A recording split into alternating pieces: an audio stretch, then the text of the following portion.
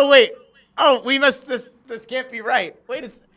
Oh, yes! Welcome into Snow The Goalie, the only Flyers podcast, the People's Podcast, Players Podcast, Prognosticators Podcast, the Pedialyte Podcast, the only Flyers podcast, doing their 11th episode of the standalone show this season. Welcome in. Things are great. Things are going very well in the land of your team, your town, your Philadelphia Flyers. Definitely nothing to see here. Oh, they woke up this morning, boys. Fourth best odds of getting the number 1 overall pick. And I'm feeling warm and fuzzy in my tum-tum. And I know you guys are feeling warm and fuzzy as well. Ant SanFilippo, at Therien6, Anthony SanFilippo, Chris Therien, a.k.a. Bundy. It's so good to be back with you guys. How are we doing on a beautiful, a wonderful Wednesday? Great. Doing good, Russ. Doing good, Russ. How are you? You know what, Bundy? I am about as good as I can be as somebody who co-hosts the preeminent podcast on the Philadelphia Flyers, and I don't even know where to start. I mean, I know where we probably should start, and you know, spoiler alert, Ant and I did an episode of my show this morning, the Russ Joy show, and we talked about this a little bit, but Bundy, I'm going to be very fascinated to get your take on it. I think that the place that we kind of have to start the show today is what happened last night. What happened on Tuesday night? Flyers get their teeth kicked in 7-2 on the road against Scott Laughton and the Toronto Maple Leafs. And the post-game media availability is the thing that lit Flyers Twitter and the Facebook groups. We all love the Facebook groups. It lit them all on fire.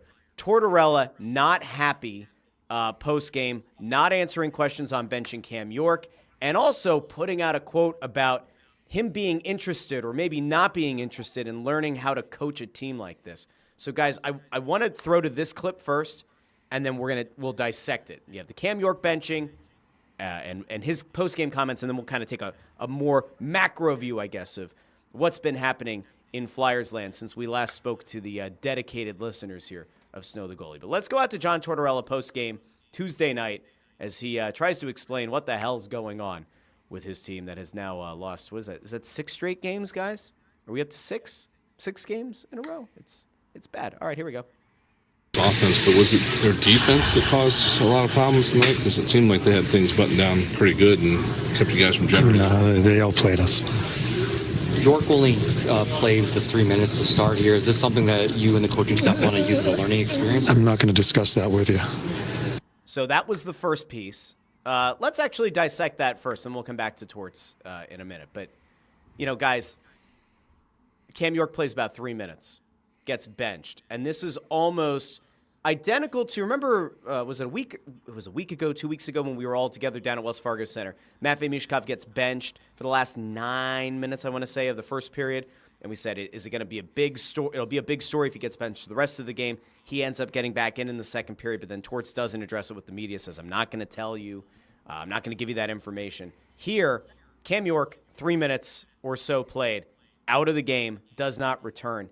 Torts doesn't want to address it. Bundy, what do you make of that? Yeah, so the play that happened behind the net, York had the puck, and he made a soft play, and it did not get cleared. He did not make the pass, and then the puck got turned back out into the middle of the ice, and Matthews was on the doorstep. Was it Matthews? Nyes, maybe, one of those guys, and they shot the puck, and I think it went off of York. But I could see Torts on the bench immediately go down to Brad Shaw, and he was screaming and freaking out like about the play, and I didn't notice it initially. I thought he was maybe signaling the goaltender, like what kind of a save you got to make the save. It had nothing to do with the goaltender. It was obviously Cam York because he didn't play the rest of the game from that point on.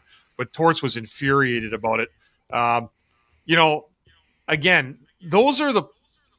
I'm okay with it. I've made plays in games before. There were soft plays or bad plays, and I got benched for a period or whatever, and you come back and you play better. But that was a long benching, like when it's early in the game like that. But you know what? At the same time, the team was up 1-0. The Flyers had a little bit of good momentum early, and then you just can't make a play like that that takes away the momentum you have. It's hard enough for this team to score goals and win games as they're equipped right now. So when you have a situation where you make a soft play and the puck ends up in the back of your net, they've probably been going through a few things like this, talking about it over several days, like making better plays with the puck, making harder plays with the puck behind your own net. And when he didn't do it, I think Torch just said, you know what, sit him. I'm not watching this. I don't want to deal with it tonight. And I think that's just exactly what happened. So he was relegated to the bench for the rest of the evening. That puts a lot of pressure on the other 5 defensemen because you're rotating 5 guys instead of 6, and you don't really have your chemistry. So, but again, clearly frustration from Torts to Cam York. And I will say this, I think benching him was fine. I'm not sure what the whole game was. I would have been fine if you sat him for the rest of the period and spoke to him a little bit, unless you've already had these ongoing discussions often with him. But it was not a good play. Did I think he should have ended up playing 3 minutes the rest of the night? No, I always like to think somebody has a chance to redeem themselves. But Torch was really fired up, and he was not happy about that play at all. And that's what relegated him to the bench the rest of the evening. Ant, did you take anything else away from it? What I take away from it, Russ, is that I think that the players have reached a tipping point. And some players, I shouldn't say all players, some players have reached a tipping point. And I wouldn't be surprised if Cam York is one of those guys. Kind of get the feeling that, when we had this conversation about him a few weeks ago, and he was asked about being a healthy scratch, and he's like, "Oh, the coach doesn't tell me why. I'm out." So he publicly says that there's a lack of communication.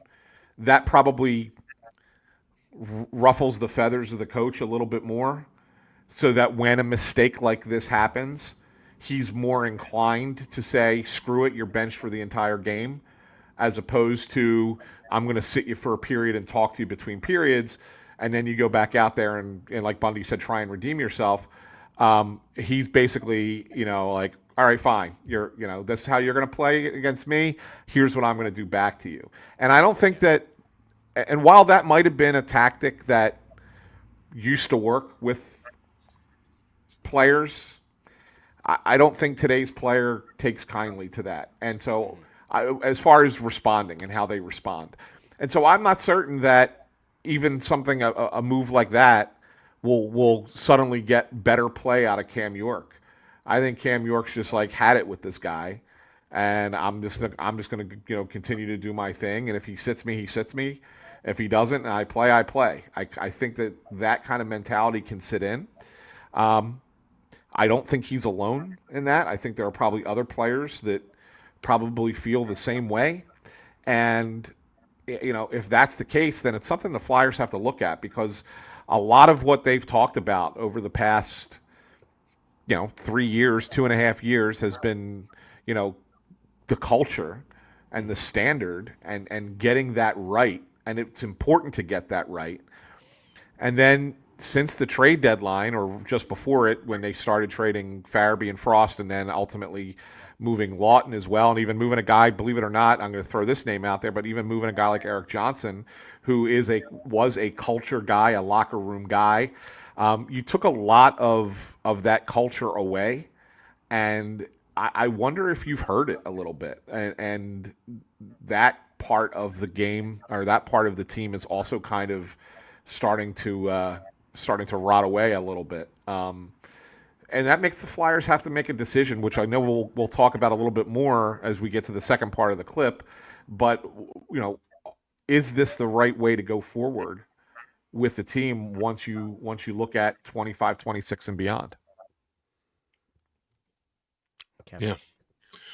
I'm gonna go back out to Torts, because that wasn't the only part of this that got people talking. There was a much bigger part to Torts' post-game comments, and I think part of it gets blown out of proportion, but we are going to go back to it because it's what we do here. We are fair and balanced here on Snow the Goalie. So let's go out to let's hear Torts out. All right, let's give the guy the benefit of the doubt. All right, he's not going to tell you about why he benched Cam York. There has to be some insight coming. Do you think this is a game, John, where the team just needs to maybe simplify things against a team like the Leafs, get pucks to the net, bodies to the net? It's my job to prepare this team in this type of situation. Haven't done a good enough job past couple of games. These last 2 games, are you sensing frustration setting in, maybe as a cumulative effect from last week playing well and not getting results? Well, when you're in this type of situation and you're losing all the time and there's nothing at the end of the tunnel for you, there's certainly going to be some frustration. But this falls on me. I'm not really interested in learning how to coach this type of season where we're at right now. But I have to do a better job. So this falls on me, getting the team prepared to play the proper way until we get to. So, where do you even begin there? So he says that he's not interested in learning how to coach this type of scenario. So he's my interpretation, I'll throw this to you guys, is it doesn't mean he's saying he's given up, fuck this team, it's all over. And he's like just done with every guy in that locker room. I took that as he's a guy who's used to trying to make the playoffs, whether it's as a strong favorite, which he's had in the past, or as a team that's a bubble team, and he's trying to get that last little, juice out of the orange or whatever. Like, he's used to that. He's not necessarily used to looking at the final 20 games of the season, which is where he was a few weeks ago, and saying, yeah, this is lost. Culture important, try to get the most out of these guys. But now they have 8 games left. And the sooner the season's over, the better. And my interpretation is him just saying, I don't want to learn how to coach the final 8 games of a meaningless season. I never want to have to be back in this position. It's not what I'm used to. Now, maybe I'm being overly generous here, but Ant, I'll go to you first. How did you interpret those comments by Torts? Yeah, I mean, look, I'm not. I think that the very beginning of it was a slight word bungle. I think the message that he's trying to convey is, look, it sucks to be a coach of a team that is just playing out the string, right? Yeah. I think that's what he's saying. And look, it's not like he's not done it before. This isn't the first time he's coached a team that had nothing to play for. So when he says, I'm not interested in learning how to coach in these situations, basically what he's saying is I don't want to be in this spot when I'm a coach. When I'm a coach, I want to be competitive, and I want our team to be competitive. I don't want to be a non-competitive coach. That's what he's trying to say. And, to his credit, he takes it on his shoulders, right? And sit there and say, look, we're playing like shit. This is my fault. He's kind of trying to not let it be on the players, but I think it rings hollow a little bit at this point. And you've lost 12 of 14, and you can sit there and say, I haven't done a good enough job coaching, right? Okay, fine, that's well and good, and fans be like, okay, good on you being accountable. But the reality of it is the players are just not doing what they're supposed to. They're not playing well. They're making mistakes. They're not progressing. There's been progress with some players this season, but not enough. And that's what's, I think, eating away at the coach. And I think that's why he's saying what he's saying. Again, this kind of leads to the question that the organization has to ask is, we know how important this offseason is going to be. Mm-hmm. And going into with the 7 high picks and the sudden influx of cap space, what are they going to do to try and make the team better? And part of that conversation has to be, if we're going to bring people in here starting next season, do we have to make a change at the coaching position? Because we can't have players not buying in to this. And I don't necessarily know if that means they're going to fire him. As I said on your show, Russ, I don't think that's a thing. I don't think that's a reality. Torts is one of the all-time winningest coaches in the NHL. And he's already said that this is probably his last ride in Philadelphia, is the last ride as a coach. They're not going to let his career end with a you're fired. If you want to do the Donald there, you can go ahead. But I do think that there's a real possibility of saying, okay, you have one more year on your contract, Torts. We talked about this last year as a possibility of him potentially moving upstairs in some capacity. I think that could be the way that they go. Like, Torts is still part of this. He's still going to be part of the organization and whatever, but you bring in a new coach. There's a couple of coaches that Bundy, I think, are going to get fired in their cities that I think the Flyers might have interest in. Whether or not anybody thinks that they're the right coach to come in for this team, I don't know. But it might make it easier to move Torts if you offer that job to Mike Sullivan if he gets fired by the Pittsburgh Penguins. It might be easier. Well, I mean, he's won a couple cups. I mean, with a good team. Yeah. I don't want to derail you. I'm trying to be very respectful, but I fucking swear, if I have to listen to some more, like, I know this isn't just you, but if I have to listen, I am going to interrupt you now. If I have to listen to another fucking person on this planet tell me, oh, well, it's going to be a soft landing for John Tortorella if the job gets handed off to his buddy Mike Sullivan, I don't fucking care. They're the Philadelphia Flyers. They're not the Philadelphia Tortorellas. There is an oversized loyalty or something, some kind of gravitas being given to this coach that has not been afforded to others. And I don't care. Yeah, Mike Sullivan won multiple cups. Who did he have on those teams? Oh, well, yeah. Sidney Crosby, Evgeny Malkin, Chris Letang. Okay, yeah, just wanted to check. Fucking good rosters. It's not like he took teams that were like bubble playoff teams and somehow turned them into a Stanley Cup winner. Like, I'm sorry. This team is so far away from having that kind of skill level. Sullivan might be a really good coach. I have no idea, because my frame of reference for him is with legitimate, generational, old-timer Crosby. Very, very good. You want to call him, one of the best of his generation, Malkin? Like, no. Sorry. I see Sullivan, I see Tocchet, I see. Listen, well, Tocchett's the other name. Yeah. I think he's probably going to get fired by Vancouver, and he's got a great relationship with Jonesy. I could see that being a thing too. The thing about the whole soft landing thing, Russ, is one thing that I know you probably hate it, but it's been a long-standing NHL culture. Is you do right by people, right? Like, you find a way to do right by people who've been in the game for so long, et cetera, et cetera. It's why so many guys end up with the advisor, the senior advisor title, right? You keep people in the game, you keep them working, right? It's kind of that buddy network is what the NHL has always been and always will be. It's never going to change. I'm not even opposed to Torts. If they say, hey, advisory role, I have no problem. I don't care. That's fine. I don't think Torts is a bad hockey mind. I don't think he's a bad coach. I don't really care.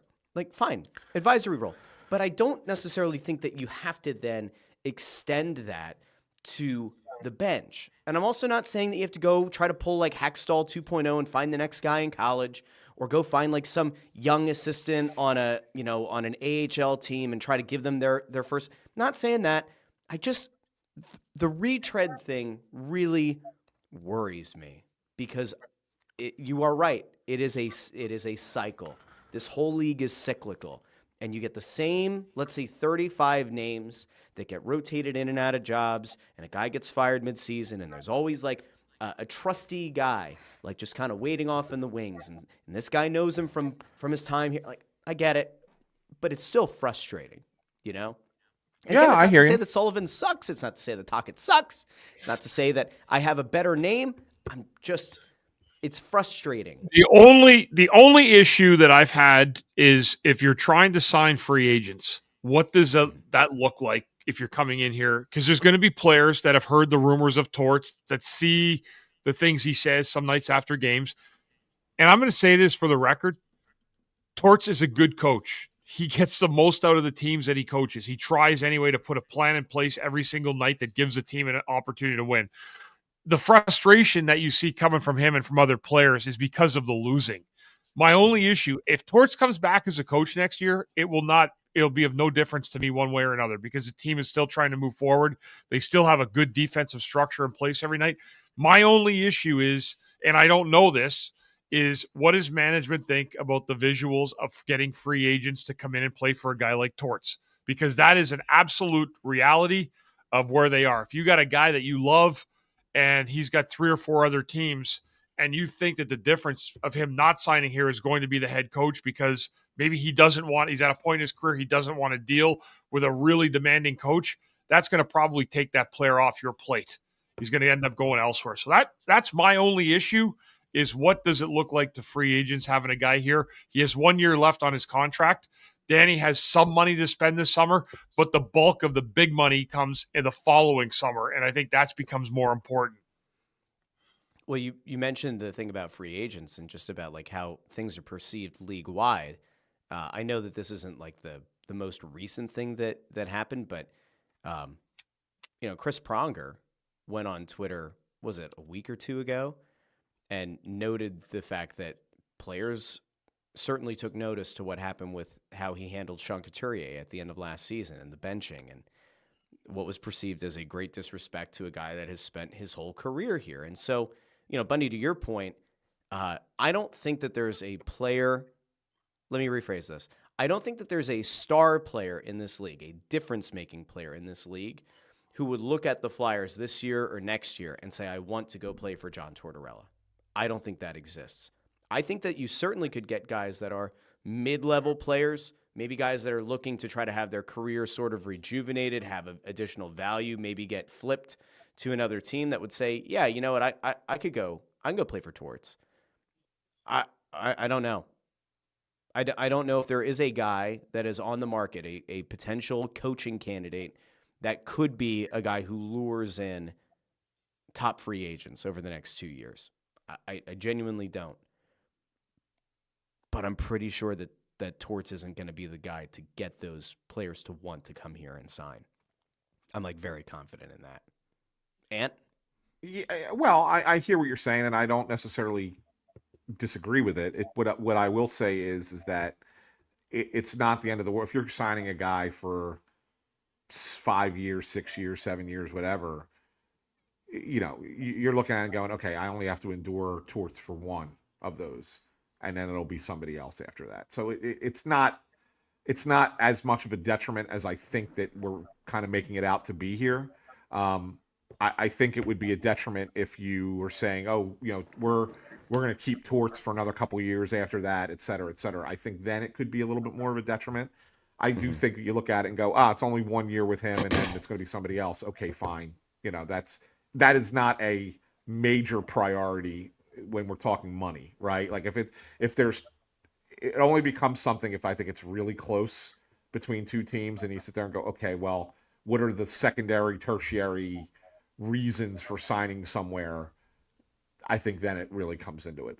Let's be honest, it really comes down to money first and foremost. What's best for a family. That's going to be, those decisions are going to lead free agency before who the coach is. But when it gets down to something being closer, then it could be a little bit more of a detriment. Yeah. Hey, I can't fathom that it's going to happen, right? And I feel like it's been a dream of some Flyers fans for a good long while. There's no chance. I mean, never mind. I'm not even going to float it. It's a stupid idea. It's even stupid by my standards. That must be really stupid. Yeah, I mean, remember there was a point in time this season after the Rantanen trade, and then after the second Rantanen trade, where there were questions around whether or not Brind'Amour was going to be happy in Carolina, and whether or not if they flame out in the playoffs earlier than expected, if Carolina could look to make a move, if Brind'Amour gets more outspoken about how things were handled with Rantanen, could it cause enough of a rift that maybe they go their separate ways? Maybe that's a name that, I think that's certainly a name that would intrigue the Flyers, would certainly get this fan base talking, but it seems like a very, very, very low likelihood that Carolina would do that. So, yeah. Yeah, well, so you never know. I mean, you never know how things pan out. I mean, they're probably going to win their first round series against New Jersey. I mean, it's pretty much cut and dry that's going to be a first round matchup at this point. And the Devils are not, they're a mess without Jack Hughes. So I think Carolina's probably at least going to win a round, and then we'll see. And then it's just a matter of how things go beyond that, whether, things fall apart with the coach there or whether he's still still considered like the guy, that's going to get them over the hump and win them their Stanley Cup. So, interesting. We'll see. It'll be interesting. It seems like one of the frustrations, and guys like to kind of move this on a little bit, one of the things that seems to be especially frustrating for, I would assume for Torts, probably for the guys on the ice, is the way that goaltending is just cratered on this team. So for those who might have somehow missed it prior to Tuesday's game, Alexei Kolosov is back with the Flyers. He's back. So the Flyers now have 3 goalies again. Not that it's happened at all to this point. So they have 3 goalies. Presumably Fedotov is now back on the outs with Tortorella and the coaching staff, and will only get back in the net if there is an act of God. So I guess Kolosov is now going to maybe get a few starts down the stretch. Are you surprised that he's back, Bundy? Are you shocked that Alexei's back? I mean, no, the goaltending hasn't been good. I mean, he gave up a 7-spot 2 games in a row now. I mean, they've lost 11 of 12 and 12 of 14. The goal. And listen, I'd love to see the goaltenders doing well and pulling some wins for this team, but they haven't done it.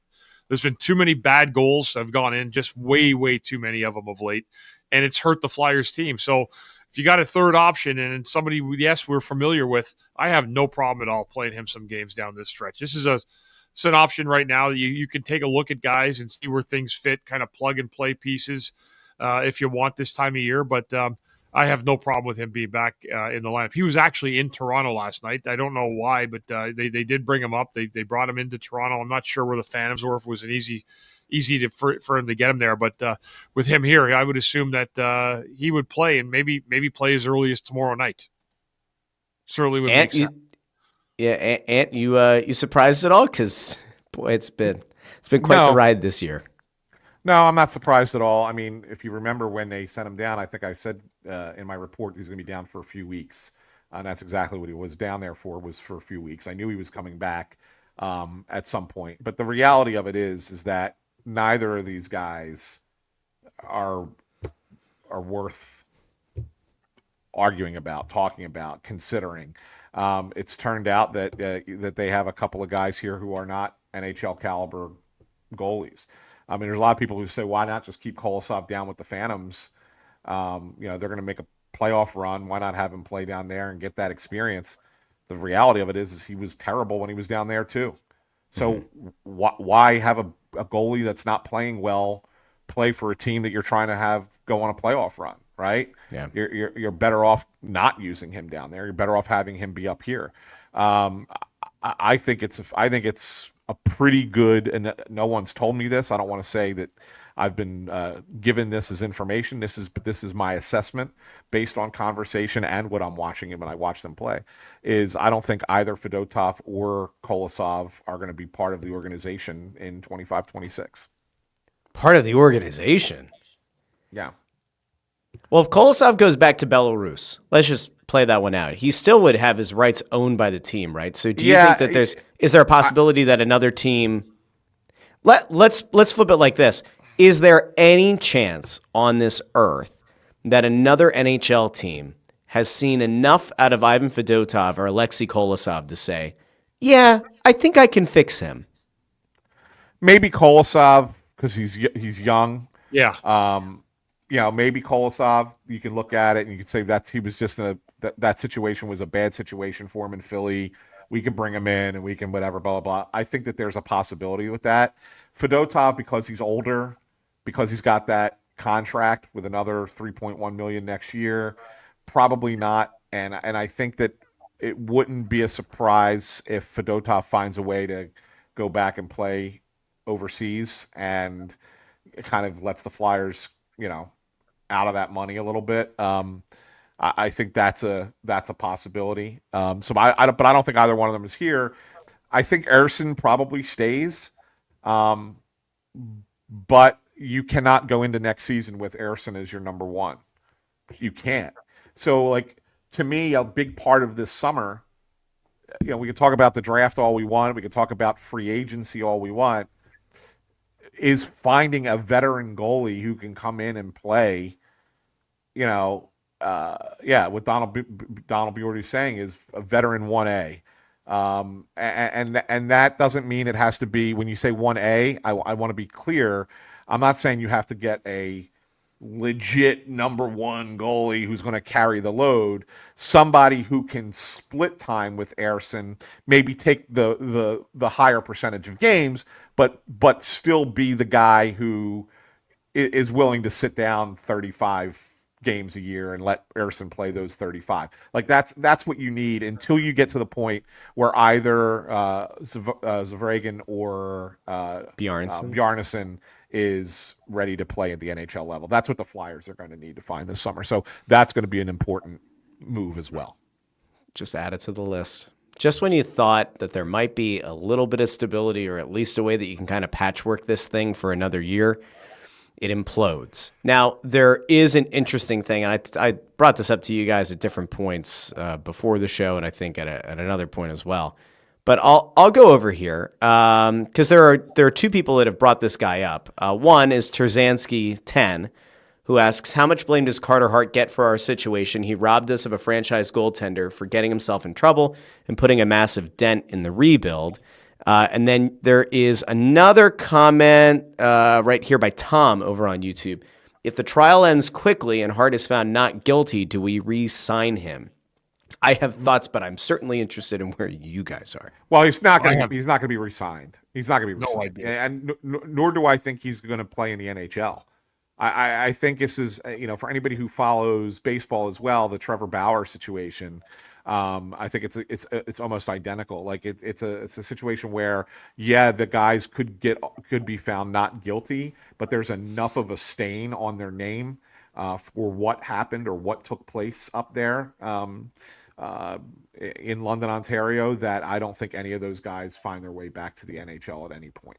But can he be blamed? Sure, because the reason the Flyers had the success that they had for the majority of the season last year was because they had the right kind of goaltending tandem. Carter Hart was playing well, and Ersson played better in lesser stints, right? Yeah, in a backup role. So, I think that was good. That's what made that team good. So, you need to get that again. So you need to find a semblance of, and like I said, it doesn't have to be a top 10 goalie, but it's got to be somebody. It could be somebody who's in that 10 to 20 range, but that's what you need if you want to be a playoff contender with Ersson as a backup. There was a very important caveat in what you just said. If you want to be a playoff contender, there are people who are asking the question. I think that it's very clear this will not happen, but there are people who have gotten excited enough, I guess, by the Flyers' free fall into fourth best odds. They look a year from now, and Gavin McKenna is now being viewed as like the next potential generational talent, franchise cornerstone kind of player. 23 points in his last 5 games in the WHL seems like an absolutely absurd thing to do. Practically every pundit and scout raves about his game. He will almost certainly be the consensus number 1 pick from the time this draft ends until next draft happens.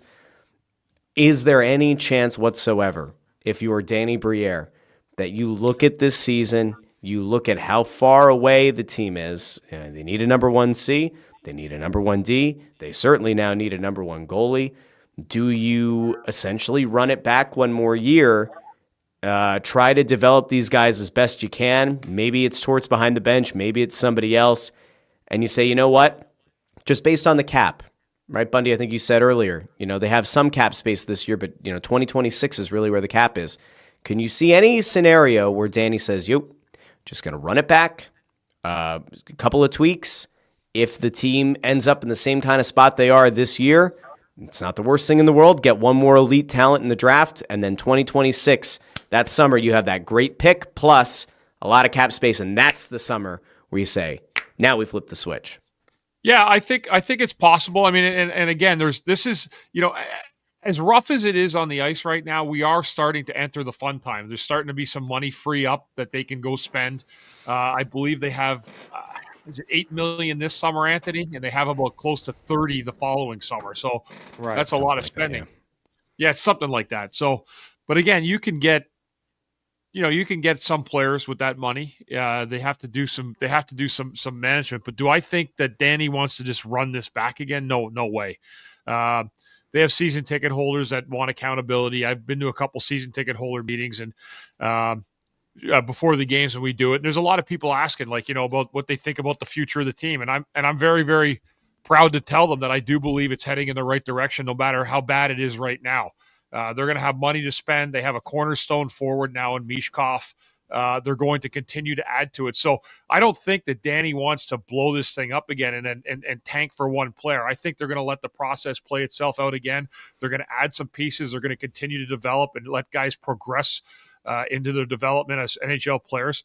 But that won't be the plan. There's no way that you can, as we said before, there's no way you can just tank by running back a bad team. You have San Jose. You can do that, I'm saying, but that's not what you want to send to your fan base. You want to start showing improvement.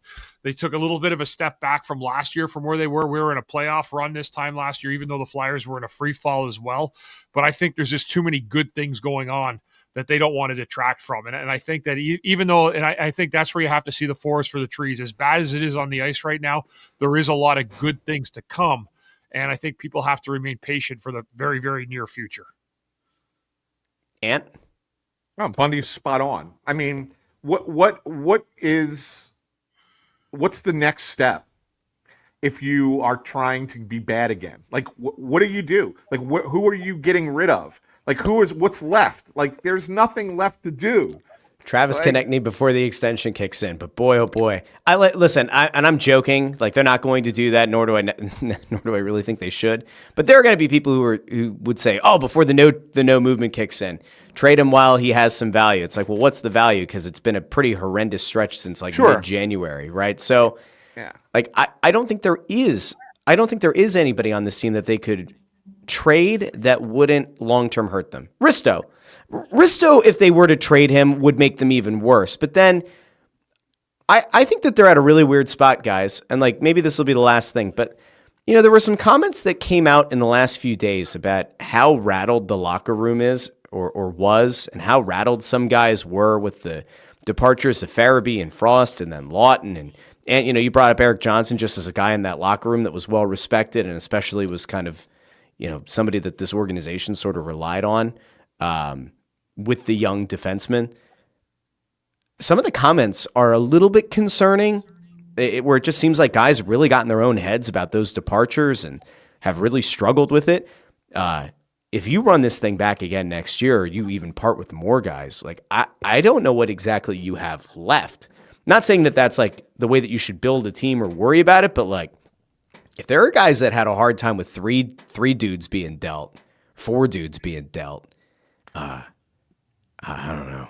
Yeah, it's not just that though. Russ. Like, to me, it's to the point where it's like you still need some guys that are veteran players, right? You still need some. You can't just throw a team of 23 first, second year players out there and say, go get them, boys. Like, you can't do that. So you do need to keep some of these guys around. I think that the disappointing player to me, the one that I look at and say, oh, this is going to be a concern, is Owen Tippett, because they gave him that contract and he's not really living up to it, right? That's the one I look at and say, man, maybe they made a mistake there. But the reality is you can't just do that. Like, so you have to have some of these guys, so you can't trade them off. There's nothing left to trade off from this team at this point. Risto ultimately will be a guy, but you can't until you have a player ready to come in place of him, which they don't have just yet. So until they have that, you got to hold on to him. But that's the only one in my mind, at this point. And even if you do that, let's say you trade a Risto, or you trade a Cam York, or even you trade a Travis Konechny. How much longer are you extending how long it's going to be before you're good again? Like, you got to start turning it around at some point. And so they've put all their eggs into the basket of doing it, starting that turnaround this summer, with all these high draft picks, right? And maybe it's not the greatest draft, but it's not a bad draft. It's not a terrible draft. It's a 6-player draft, and then the next group is all kind of the same group of players, right? So you don't have as much high-end talent in the draft, but you still have NHL caliber in this draft. And so that's what they've tied it to, and they know when their money is freeing up, and that's how they're going to approach it. I think that's what they have to do. They can't continue trying to tank for McKenna. They just can't. It just happens to be that's when that kid comes out, and the reality of it is, even if you tried that, even if you went that route, your still odds of getting that player and winning that lottery are less than what is it? It's 18.5%. It's 18.5 is the best you can do. The best it could be is 18.5% chance. So do you want to waste another season to chase one player and have a less than 1 in 5 chance of getting that player? And then what happens if you don't get him? Yeah, that's the bigger part. What if you right? I mean, that's what happens. So I'd rather go the other way. I'd rather go the other way and do it the way that they're going. I know, and let me just say this. Let me just say this to Anthony, because he says they didn't try to tank Ant. They wanted to make the playoffs this year. That's not 100% true. They didn't tank, but if they wanted to make the playoffs this year, Danny Briere would have gone out last season and made changes to this roster going into this season. He made no changes. He brought in no players. Right? He didn't try and do anything. They were like, hey, if we make it, great. If we don't make it, it's okay too. We're okay with where we are. So there was never a thought that we're going to go into the playoffs this year just because they made a run last year. That was not true at all. You know what also is true? The power play sucks. When was the last time they scored a power play goal? Sucks. They're 0-31? Has it gotten worse than 0-31 for the last 31? I mean, it sucks. There's no defending this power play. Torts tried. Back to 2013-14, Florida Panthers went like 0 for 43. Jeez. That's the record. It's like, so Tortorella did the thing with Ashlyn Sullivan over on NBC Sports Philly, and he talked about Rocky Thompson. In a way. And he said that Rocky, really tries hard and that he prepares a lot and that he wishes people saw how hard the coaching staff prepares before they, say critical things about the coaching staff. And then we're all in it together, and it's the players and it's the coach. Guys, like I can't even get upset. Like I yelled about it on my show, I think on Monday, or maybe it was last Friday. I think it was Monday. And like now I've reached apathy with the power play. Like, it's so hard in this league to not be able to score at least one power play goal in 31 opportunities. Like, even the worst teams in this league are able to put the puck in the back of the net with a man advantage. So like, Bundy, you're the one who played 31 power plays in a row without a power play goal. Is this because the talent is just so lacking? I think it's part of it, but like, is it just because the talent is lacking, or is it because these guys are aware, we suck on the power, like this has not gone well, and now they're overthinking it, and a unit that already isn't willing to like get down and dirty and tries to find the perfect pass, they're now even like doing that to an even higher extent because they know how much pressure there is to like finally break one through. Like, where do you think they're at, and why is it so bad? I just think they try to execute too cute. And I just don't think, unless you have the talent to operate a cute power play, you can't operate a power play like that. With the way that they're assembled right now, this to me is a get it to the point and shoot the goddamn puck, and then scramble to the front of the net. The tic-tac-toes from the left to the right, east, west, all the one-timer setups. It's not going to work with this group. This has got to be more of a meat and potatoes. Get the fuck to the front of the net and hack and whack for your goals and do that appropriately. They haven't done enough of that. And like, I'm going to even say, for the most part, if you run a power play where you're doing that, you're going to score one by accident at some point. Yeah. But I just think they're, and again, like, I know people are hard on Rocky, and I agree with Torts. I know they try to put a plan forward. I'm not so much of a believer about what the power play coach does for the execution than what the players do on the ice for the execution and how they attack it. Now, could he give them a different scheme? He could. I think they like to try to operate off the bumper, like maybe the puck goes down and you pump it right back out to the middle. But if that play's not there, you can't force it. And if you try to force it, it's just going to get picked off or your stick's going to get taken off by the other team anyway. So I again, just with the talent level that they have and what they're operating with, outside of Mishkov, you could set up a one-timer for him, but I haven't seen the opportunity because when there's one player to really gear down on, the other team is going to take away their time and space of players like Mishkov. So that's why I'm saying it's important to get those point shots and to have more of an onus on the defenseman to get shots through on the power play, because that's the most likely way that this group is going to score.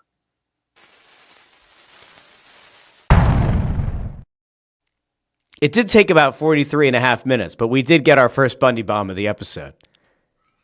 You beat me to it today, Russ. I'm beaten down, Bundy. I got nothing left. I got no filter left. And where are you at on the power play? Just execute it. It's so bad. It's the worst thing I've ever seen. I mean, it's so bad. Like they've been the worst power play in hockey for what, 4 years now? Yeah, and by the way, Rocky, when he was out in San Jose, I think in back-to-back years, it was like 28th and 29th. And that also wasn't they had some guys on that team that could score. I'm sorry, I don't think the guy has it. And listen, that's fine, I guess. And I don't blame Torts for being loyal to his guys. But yo, this is beyond insanity. It's beyond maddening. And actually, here's the flip side of it. Let's just say Rocky's a really good power play coach. Let's just, hypothetically, Rocky Thompson is a fucking power play savant. This guy is a genius operating on levels of which we have never been familiar. What does that say about the talent?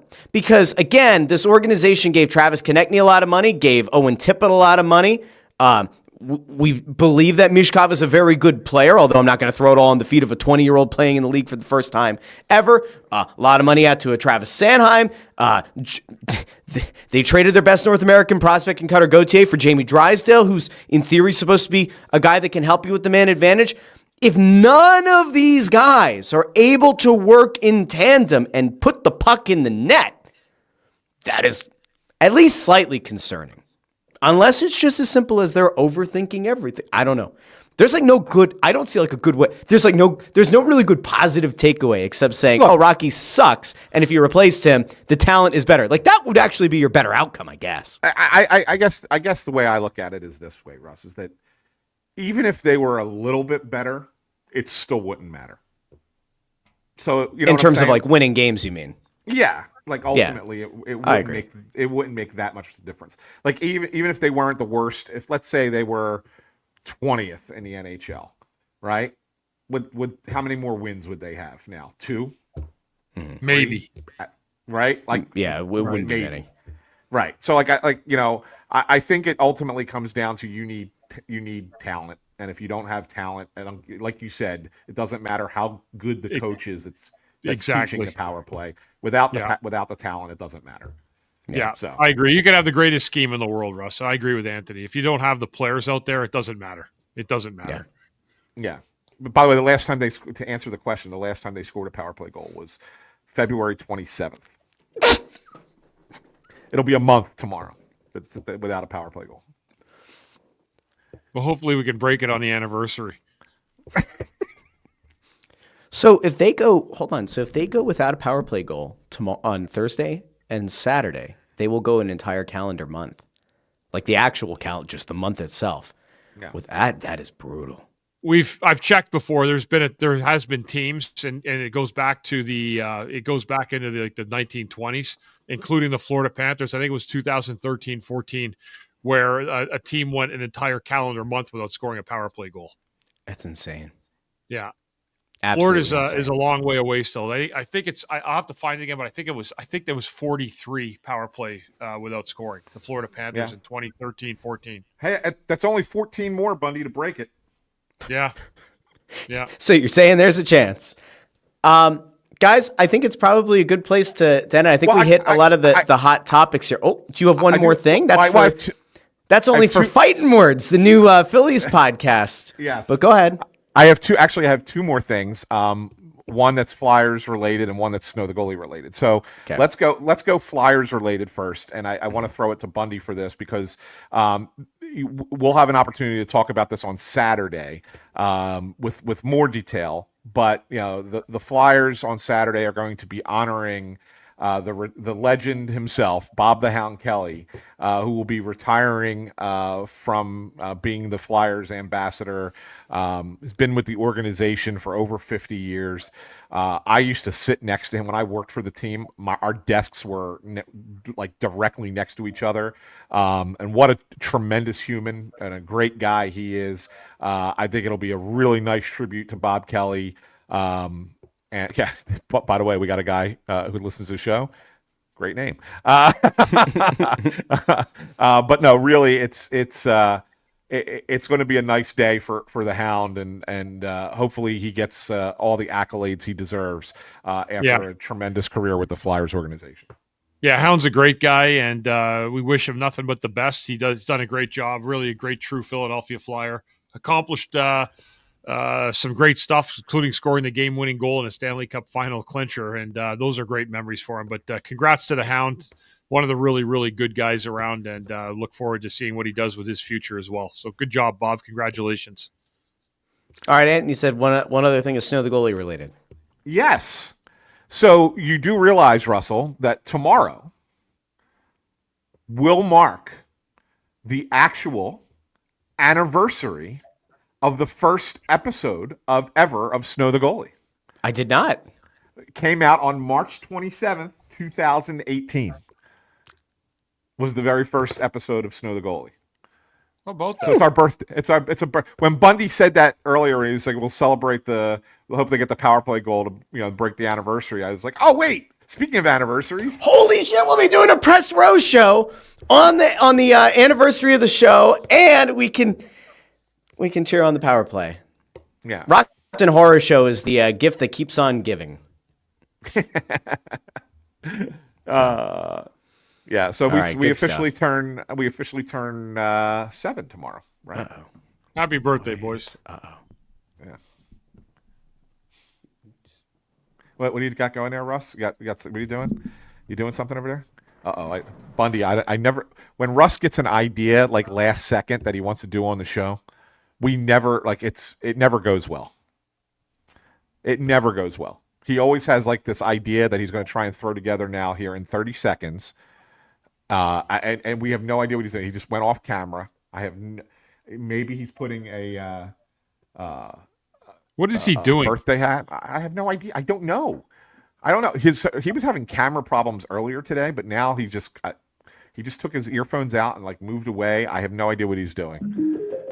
I'm ultimately really scared right now. Oh, here he comes. There you go. So the Bluetooth on my computer went out, which doesn't matter for my AirPods. That's one thing. But my mouse and my keyboard are Bluetooth. And so when the Bluetooth went out, that meant that I couldn't do anything. I couldn't make myself disappear. I couldn't mute myself. I couldn't do anything. So I tried to text you. I have no idea what you said over the last 2 minutes, but that's what happened. This is the beauty of doing a show live. So good stuff, Russ. Yep. Tom had the best question. No, they were up here the whole time. No stick taps like Ant during the press row show. All right, we will be back on Thursday with the press row show. We'll be back at some point next week with the new Snow the Goalie. We are in the process of trying to figure out if we're going to, I think we will, but doing something for the NHL draft this year. I did not book vacation during the draft this year, so I think that'd be a really good opportunity for us to get out with the people and do a live show. And there's going to be a lot of excitement. No matter where the Flyers end up landing in this lottery, I think there's going to be a lot of excitement for the pick. So we will work on that and get some word out to the fine folks. I know that over on my show, people were asking about, is the press road show going to happen? I don't think we'll do one before the end of the season. So we'll use the NHL draft party as a press road show of sorts. So yeah, good idea. Yeah. So we will be back on Thursday night here on the Snow the Goalie YouTube channel, Facebook, and X. Until then, Like the video, share the video, subscribe. If you listen in podcast feeds over on Apple Podcasts, Spotify, Pandora, Amazon Music, wherever you get your podcasts, please subscribe there. And if you can, leave a 5-star rating on Spotify, leave a 5-star review on Apple Podcasts, and we'll read it here on the show. Until then, you can follow Ant on Twitter at AntSanPhilly, Bundy on Twitter at CTerien6. I'm on Twitter at JoyOnBroad. Thank you so very much for watching, maybe even listening to the Snow the Goalie, the only Flyers podcast. We will talk to each and every one of you Thursday night and Saturday on the Press Row Show. Have a great day, everybody. The power play stinks, but it might get better. There's always a chance.